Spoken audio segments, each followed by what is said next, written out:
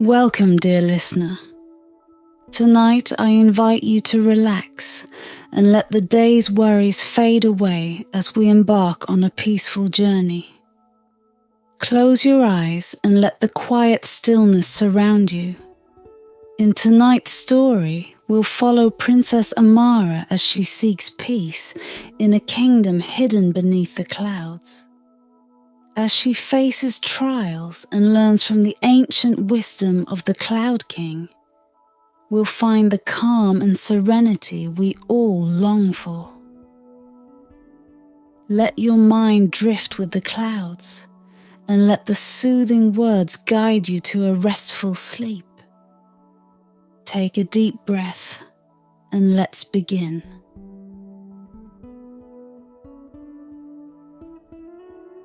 The kingdom lay restless under a shroud of quiet discontent, hidden in the whispers of its people and the sleepless worry of its rulers. Princess Amara felt it like a pulse, a rhythm of unease that seemed to breathe through the palace walls and settle in her own chest. Each day, she would listen to the counselors debating in endless circles, watch her father, the king, grow wearier with each passing night. The kingdom had not known war, yet peace was distant, elusive, as if just beyond the reach of words. Amara had always been a seeker. As a child, she would wander the vast gardens at dusk, drawn to the shadows and mysteries hidden in the fold of each flower, the creak of every branch. Even now, when the weight of her duties felt heavy on her slender shoulders, she would slip out from the confines of the palace to walk among the wild, untamed edges of the land, where cliffs rose like silent sentinels over the valleys below. She would stand at the cliff's edge, gazing into the heavens above, her thoughts drifting upward, always upward, to the swirling clouds that clung to the horizon. One night, as the kingdom lay cloaked in a dense, deep silence, she felt a peculiar call within her, a longing sharper than any she'd known before. She walked beyond the palace walls, following an impulse she couldn't name, her steps carrying her to the familiar cliffs where she had often pondered the mysteries of sky and earth. The moon hung full and heavy, casting the world in silver, and the clouds above seemed to tremble with a strange light. And then she heard it, a voice, faint as a whisper of mist, drifting on the breeze. It was neither man's nor woman's, neither old nor young. It was simply there. Amara, it called softly, as if from the farthest reaches of the heavens. You must journey to the kingdom of clouds. The words flowed over her, sinking deep into her thoughts, binding to the core of her spirit before dissolving into silence. She stood alone in the moonlight, heart pounding. Yet somehow she felt a peace she hadn't known in years. She turned her gaze to the clouds, now pulsing with a faint luminescence, an invitation that shimmered like a dream just beyond reach. The kingdom of clouds. She tasted the words in her mind, each syllable a puzzle, an answer, a question. Amara knew that she would go. She felt compelled by something beyond herself, some ancient pull that was as familiar as her own heartbeat, yet as vast as the skies above. She returned to the palace, slipping silently into her chambers and prepared herself in secret. She took only a small satchel, a cloak woven of fine silks, and a single slender knife, not as a weapon, but as a reminder of her strength. As dawn stretched over the kingdom, she left, her steps swift and sure. She walked alone, her figure a silhouette against the soft morning light, moving ever upward along the steep, rugged path that wound its way to the highest mountain in the land. She climbed through forests thick with whispers, through fog that clung to the trees like ghosts. The wind stirred her hair, the sunlight flickered through the leaves, and still she pressed on, feeling the silver voice calling to her from somewhere above. Finally, after hours of ascent, she broke through the last tangle of trees and found herself at the mountain's peak. The air was thin, carrying a peculiar quiet that seemed to silence even her own breath. Before her, as if conjured by magic, was a staircase of clouds stretching into the sky, each step faint and shimmering in the early light. Amara took a trembling breath, her pulse quickening as she set her foot on the first step. It felt cool and soft beneath her, like walking on mist. Step by step she ascended, leaving the world below in the golden dawn, watching her kingdom vanish into a swirl of blue and green far below. The staircase climbed ever higher, winding through vast luminous clouds that seemed to part and close around her. The path stretched on for what felt like hours, though time seemed to slip from her grasp as she walked, her mind drifting in the strange calm that filled the air. At last, she reached the final step, where the sky opened into an ethereal realm bathed in a glow that was neither sunlight nor starlight, but something softer, purer. She had arrived at the threshold of the kingdom of clouds, her journey just beginning, and in that moment, standing on the edge of a world woven from mist and light, Amara felt as if her very soul was being drawn upward, pulled towards something vast and unknowable. The voice had led her here, but its whispers were silent now, leaving only the faint hum of peace, a quiet before a great revelation. With one last look at the clouds swirling before her, she stepped forward, crossing into the unknown. The world around Amara had softened, its edges blurred in a silver haze. As she crossed the threshold, the ground beneath her shifted, becoming lighter, less certain, as if it were only a dream that might vanish if she looked too closely. The clouds beneath her feet felt alive, flowing with each step she took, guiding her deeper into this strange realm. She looked around in wonder. Everything here seemed bathed in a soft glow with hues of lavender and blue that shifted like watercolors in motion. Shadows danced in the corners of her vision, figures that drifted through the mist like echoes of ancient stories.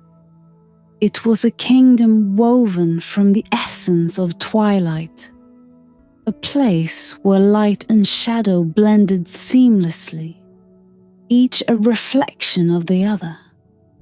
As she ventured further, She saw towering spires rising from the clouds, built not of stone, but of mist and stardust. They shimmered like distant constellations, shifting and undulating as if they could dissolve at a whisper. The air was filled with a gentle hum, a melody so faint she could only feel it rather than hear it, a song that pulsed through the kingdom like a heartbeat. And then she saw them, the people of the clouds. They moved like whispers, their forms both human and otherworldly, wrapped in robes woven from the thinnest vapors, their eyes shimmering with a light that was both warm and cool, timeless yet ancient. They glanced at her with expressions that held no surprise, as if they had been expecting her all along. Some of them murmured softly as she passed, and their words blended with the hum of the air, a language as delicate as the clouds themselves. "Seeker!" they called her, and each time she heard it, her heart beat a little faster, as if she had been waiting her whole life to be named this way. Finally, one figure stepped forward, a being whose presence was more than mere form, a presence that filled the space around it, vast and serene. He was tall, cloaked in shimmering mist that sparkled faintly, and his gaze held the depth of 1,000 years. His voice was gentle, like the sound of rain on distant hills. "Welcome, Amara," he said, his voice both familiar and strange. "You have come seeking peace, and you have been granted passage. I am the Cloud King, keeper of this realm." Amara bowed, feeling a sense of reverence she could not explain. "Thank you for allowing me to enter," she said, her own voice sounding small in the stillness. The Cloud King inclined his head. "In this place, peace is not merely the absence of conflict, but the presence of balance. Every shadow finds its light, and every silence its sound. Here you will learn the ways of our kingdom, and the harmony that guides it. But first, you must shed the burdens you carry from your world below." At his words, Amara felt an ache rise within her, as if the weight of her fears and sorrows had suddenly become tangible. She thought of her father's weariness, the voices of the counselors arguing endlessly, the unrest that simmered in the hearts of her people.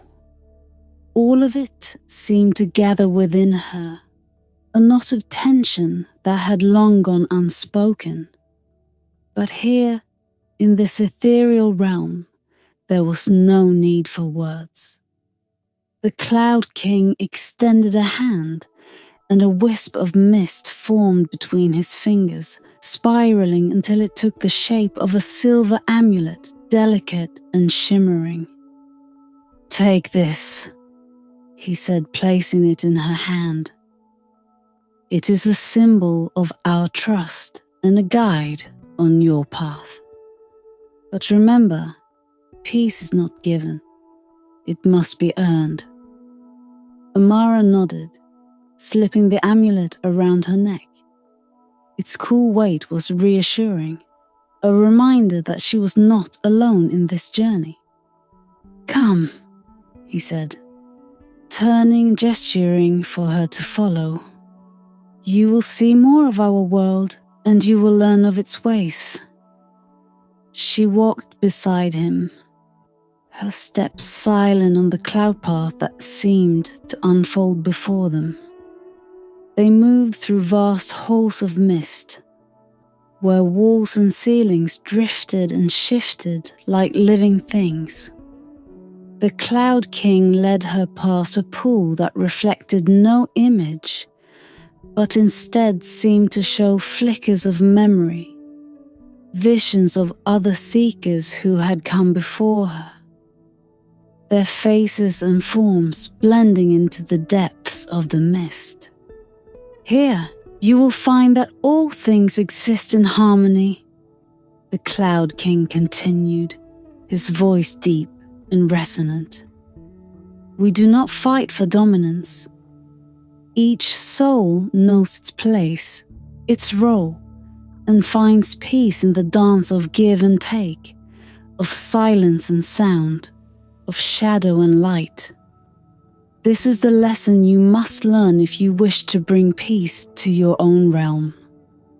They walked in silence, and Amara felt the words settle within her, a seed of understanding taking root. She sensed that she was only beginning to grasp the depth of this place, that the wisdom of the kingdom of clouds was vast and ancient, as old as the stars themselves. Finally, they came to a vast chamber at the heart of the kingdom. Here the mist thickened, swirling in patterns that seemed to tell stories in their shifting shapes. The Cloud King gestured to her, and Amara realized that her journey within this realm was only beginning. She would have to confront her own heart, to face her fears, her doubts, her shadows, all the things that had held her bound. Only then, she sensed, would she truly understand the nature of peace. And only then would she be able to carry that understanding back to her world. As Amara stood in the vast chamber, an eerie quiet settled around her, pressing softly on her senses, filling every corner of her mind. Here, in the heart of the kingdom of clouds, the air felt charged, heavy with secrets yet to be revealed. She looked around, her eyes tracing the patterns woven into the mist that flowed like silken threads from wall to wall. Shadows moved here and there, phantasmal figures drifting through, leaving trails of light in their wake. Each one a faint memory of a life lived and a lesson learned. She felt the weight of the Cloud King's gaze upon her, his eyes reflecting a timeless patience. To dwell here is to let go of all that binds, he murmured. But to learn, you must face yourself in ways you have not yet imagined. His voice was barely a whisper, as if he too was but a passing breeze, a spirit bound to this place by will alone. Amara nodded, a tremor of apprehension running through her. How do I begin? She asked, her voice sounding small in the vastness. He gestured toward a door formed of swirling mist, its edges flickering in and out of existence. Your trials lie beyond this threshold, he said. They will test not your strength of body, but the strength of your heart, your soul, and the depth of your understanding. To bring peace to your kingdom, you must find peace within yourself. Are you prepared to confront what you carry within? Amara swallowed, feeling the weight of her own doubts and fears rise within her like spectres long ignored. Yet she nodded, her resolve hardening. I am ready, she whispered. With a slow nod, the Cloud King waved his hand, and the mist parted, revealing a winding corridor that stretched into an infinite grey haze. Amara took a breath and stepped forward, each step echoing in the empty silence. As she walked, the mist thickened around her, becoming almost tangible until she could feel it pressing close against her skin. She felt herself sinking into it, as if it sought to absorb her, draw out her very essence. A chill crept over her, and the silence grew deeper, more suffocating. And then, as if summoned by her own thoughts, the mist began to shift, condensing into shapes that gradually grew more defined. The first figure that materialized was herself, a mirror image, yet not quite. This shadow self stood still, her face a mask of anger, her eyes dark with frustration and sorrow. Amara felt a jolt of recognition as she looked into this reflection, realizing she was seeing her own unspoken bitterness, her own hidden fears. The shadow self's lips parted, and it spoke in a voice that was both her own and a stranger's. "You carry me with you," it whispered. "The weight of your anger, the fear of what you cannot control. You think peace is beyond your reach, that your world is bound to unrest and endless strife. But it is not the world that binds you, Amara. It is you." Amara felt her chest tighten, her mind reeling. She wanted to turn away, to deny these words, but something held her rooted in place. She had to face this, had to listen. Closing her eyes, she took a deep breath, allowing the fear and anger to wash over her, to flow through her like a storm that would not break. When she opened her eyes, the shadow self had dissolved, leaving only a wisp of mist that vanished into the silence. The first trial was over. She continued down the path, feeling a new weight settle within her, not a burden, but a deeper understanding. She could not lead her people if she did not confront the shadows in her own heart. The path opened up into a vast open space, where a thick, swirling mist lay like a veil across the floor. The veil of the forgotten, she realized. She had heard the Cloud King speak of it, a place where all the forgotten sorrows of the world were gathered, forming an endless reservoir of pain and loss. As she stepped into the mist, Amara felt an overwhelming sadness rise within her, pressing down on her spirit like a weight. She saw visions of her kingdom, faces worn by grief, hands clenched in silent fury, lives shadowed by hardship. She felt the sorrow of her people, their silent fears and their buried hopes. It was almost too much to bear, and for a moment she staggered, overcome by the sheer intensity of it. But then she remembered the lesson of the shadow self. She could not push these feelings away. She had to accept them, to hold them as a part of herself, without letting them consume her.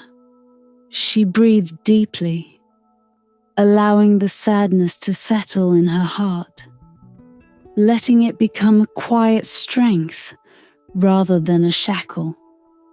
Slowly the mist began to lift, and the sorrow receded, leaving her feeling strangely light.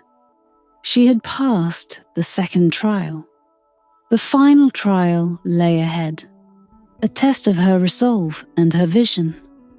The mist shifted once more, revealing a scene she recognized instantly.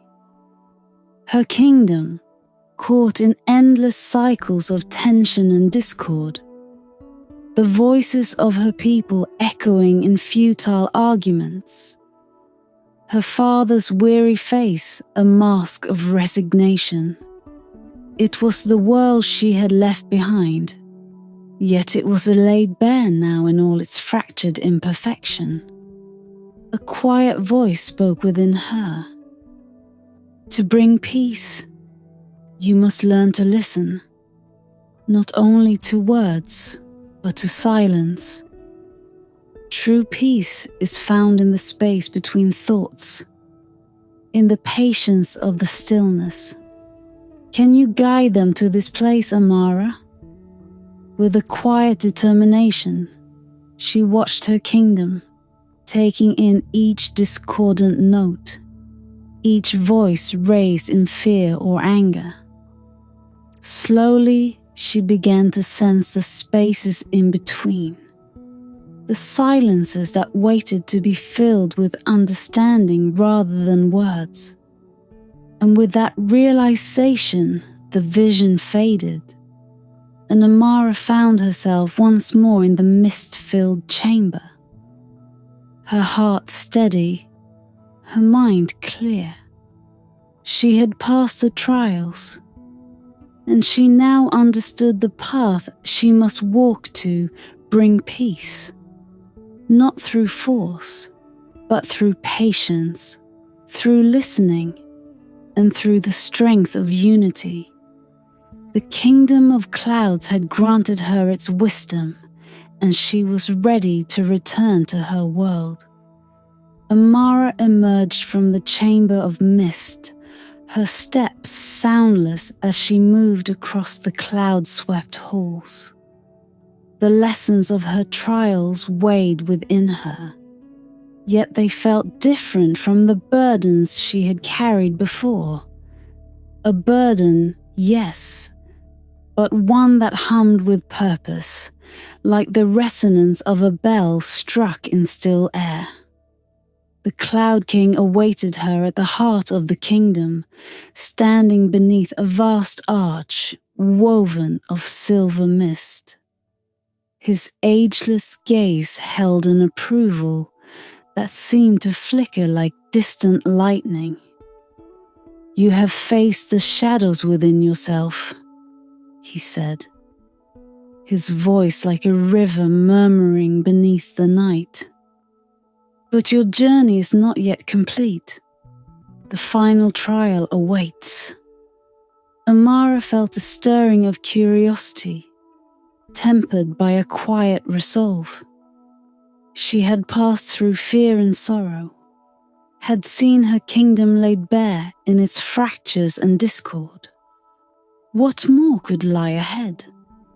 Without a word, the Cloud King extended his hand, and a swirling tendril of mist gathered in his palm, coiling and shifting until it took the shape of a small silver wisp, a delicate fragment of the very clouds around them, yet it pulsed with an inner light. Take this, he said, placing it gently in her hands. This wisp will guide you through the last trial. Hold it close and listen. Amara cupped the wisp in her palms, feeling its cool, ethereal presence, like a soft heartbeat against her skin. At the king's silent nod, she turned, following the subtle pull of the wisp as it floated from her hands, drawing her deeper into the kingdom. She moved through shifting corridors and open spaces where stars gleamed faintly through the mist, walking alone in the vast, luminous silence. The wisp drifted before her like a gentle guide, its glow casting faint shadows that stretched across the floor. The air felt different here, heavier, charged with an unspoken question, a challenge that hung unseen, as if the very essence of the kingdom were waiting to test her. At last, the wisp led her to a place where the clouds parted, revealing a pool as dark and still as midnight, surrounded by an endless expanse of swirling mist. Amara looked into the water, expecting to see her reflection, but the surface was empty, like a mirror with no face. She leaned closer, sensing that this was part of the trial, an invitation to seek something beyond her own image. As she gazed deeper into the pool, shadows began to take shape, flickering and fading like visions born of smoke. She saw the faces of her people, her father, the counselors, the farmers, the soldiers. Each face was touched with sorrow, with frustration, with fear. And as she watched, she began to hear voices, faint and indistinct at first, then growing clearer. They murmured in tones of weariness, spoke words of resentment, whispered confessions of hopelessness. It was the voice of her kingdom, each soul spilling its burdens into the silence. A shiver ran through her, and she instinctively clutched the wisp tighter. She understood now. This was the final trial, not to face her own shadows, but to bear the weight of her kingdom's sorrow, to listen to the voices that clamored for peace, yet trembled in fear.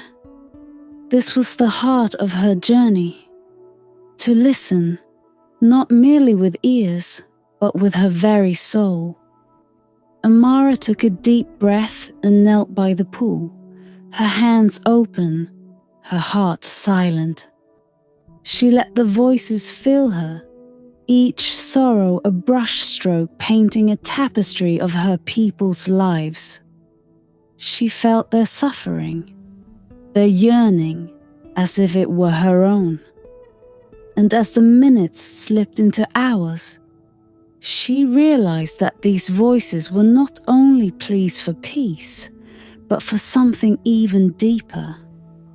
A unity, a bond that went beyond the individual, a desire to be seen, to be heard. In that moment, she remembered the Cloud King's words. True peace is found in the space between thoughts, in the patience of the stillness. She breathed deeply, allowing herself to become part of that stillness, her heart expanding to hold the sorrows of her people without being consumed by them. And as she did, a sense of profound quiet washed over her, a calm that was both hers and not hers, a silence vast and ancient, the very pulse of the kingdom itself. Slowly the voices began to fade, leaving only the soft sound of her breath and the gentle glow of the wisp still nestled in her hand. She had passed the final trial. Rising to her feet, Amara felt transformed. Her heart no longer just her own, but a vessel for something larger, a unity that transcended her own understanding. She looked down at the pool, now calm and reflecting her face once more. But in her reflection, she saw something new, a faint, otherworldly light. the mark of the kingdom of clouds upon her spirit. The wisp drifted from her hand, floating upward and dissolving into the mist, its purpose fulfilled.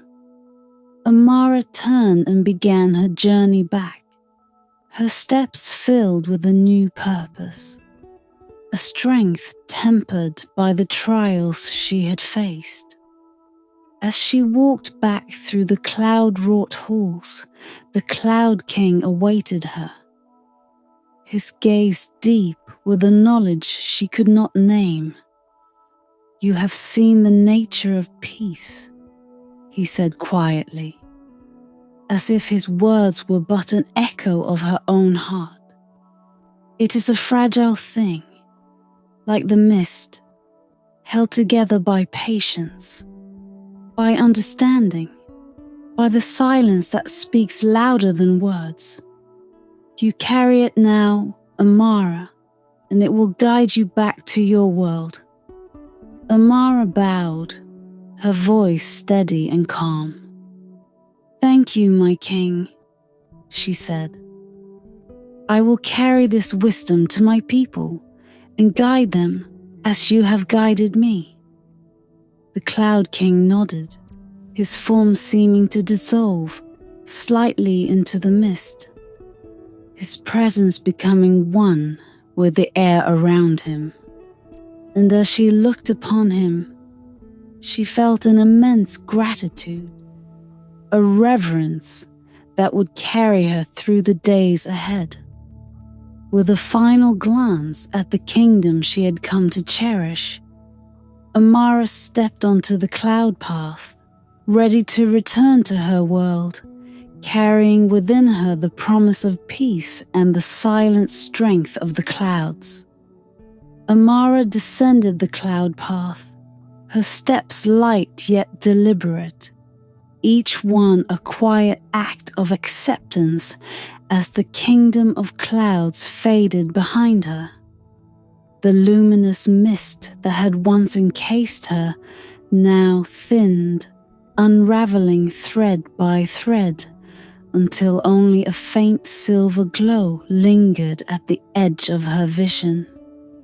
She felt as if she were stepping down from a dream, yet the wisdom she carried was as real as the steady beat of her heart. The world of her birth emerged slowly below, sharp and vivid, after the soft veiled beauty of the clouds.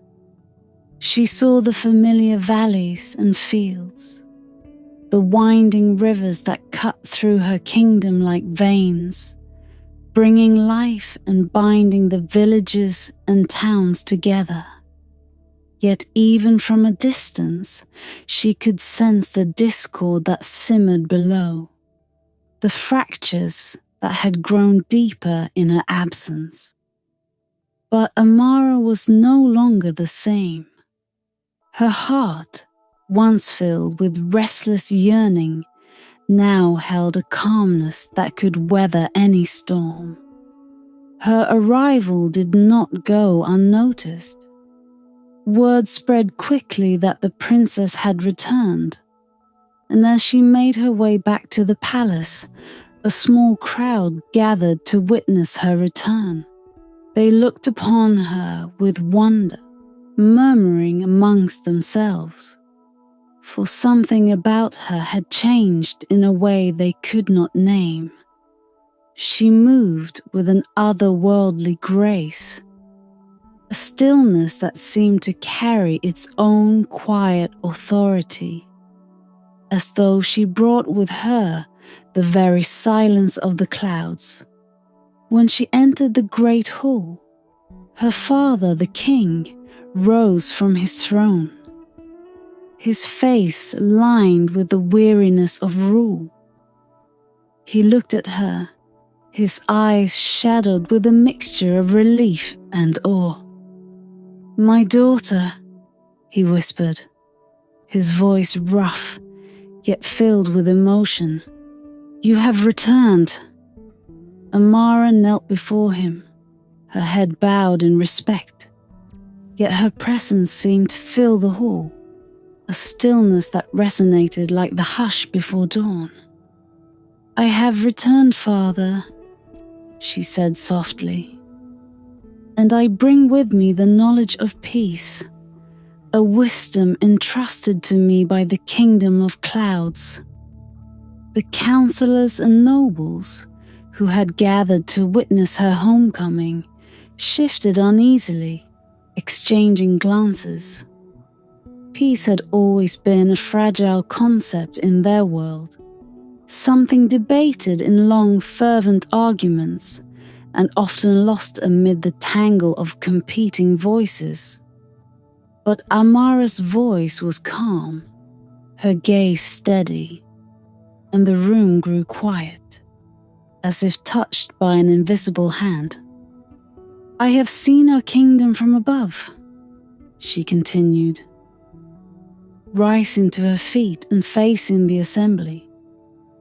"I have seen the divisions, the fears that keep us apart. Peace cannot be forced, nor can it be found in endless words and arguments. True peace lives in the space between our thoughts, in the silent understanding that binds us all." The counselors exchanged wary glances, their skepticism evident. "But how do we act upon such silence, Your Highness?" one of them asked, his tone laced with doubt. "Our people need guidance, need action, not mere silence." Amara regarded him with a soft, knowing gaze, and in her eyes was the depth of the clouds, a wisdom that had no need for defense. "Silence is not inaction," she replied. "It is the beginning of listening. Only when we listen, when we truly hear one another, can we begin to build unity. The strength of a kingdom is not in the loudness of its voice, but in the depth of its understanding." Her words fell like seeds into the silence, settling within each heart. For a moment, no one spoke, and in that silence, something shifted, something deeper than argument, something truer than any policy or decree. The stillness was a reminder, a quiet but powerful force that each soul carried within, often drowned out by noise and strife. It was an invitation to listen not only to words, but to the spaces in between, where understanding could be found. The king watched his daughter with a new respect, his weary expression softening. "You have changed, Amara," he said quietly, wonder lacing his words. "It is as though you have brought a piece of the sky back with you." Amara nodded, a gentle smile playing on her lips. "I have, Father, and I bring it for our people, so that they too may learn to see the strength that lies within unity, within silence." From that day forward, she took her place not as a mere figure of authority, but as a guide, a presence that radiated calm wherever she went.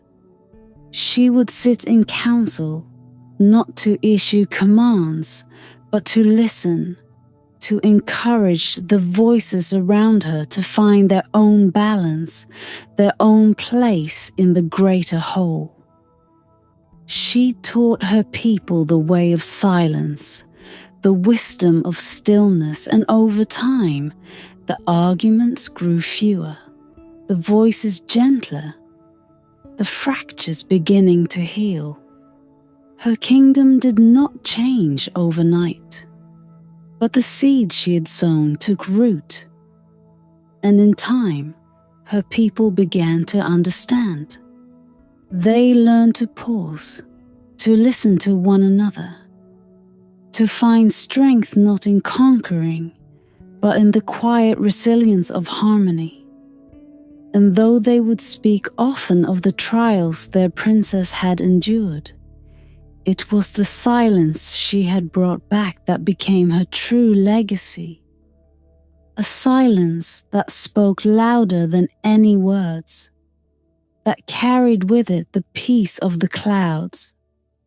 Amara ruled with a gentle strength, her spirit as vast and unbreakable as the kingdom of clouds itself. And when her time came, her people honored her not with statues or songs, but with a single moment of profound silence. A silence that held within it all the love, the unity, and the peace she had given them. And in that silence, they remembered her, not only as their princess, but as the one who had brought the clouds down to earth, gifting them a peace that would live on long after she had gone.